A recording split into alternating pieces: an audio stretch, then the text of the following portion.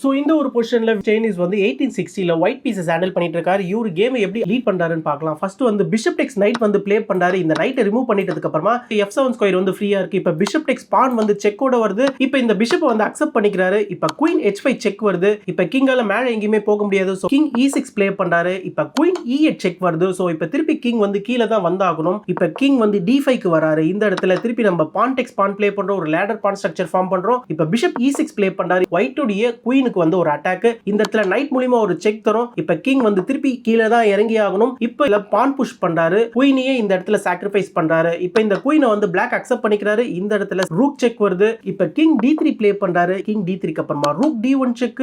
இப்ப rook F2 பாத்தீங்கன்னா ஒரு அற்புதமான செக்மேட். கொஞ்சம் கொஞ்சமா பிளாக் உடைய கிங்க கீழேயே கொண்டு வந்துட்டோம். நடுவுல சில வேரியேஷன்ஸ் எல்லாம் இருக்கும். பட் எல்லா வேரியேஷன்ஸுமே பாத்தீங்கன்னா ஒயிட் தான் வந்து கேமை வந்து ஃபினிஷ் பண்ணுவாரு. அண்ட் இந்த மாதிரியான அசத்தலான ஷாட்ஸ் பார்க்கறதுக்கு தொடர்ந்து நம்மளுடைய சேனலை நீங்க சப்ஸ்கிரைப் பண்ணிக்கோங்க.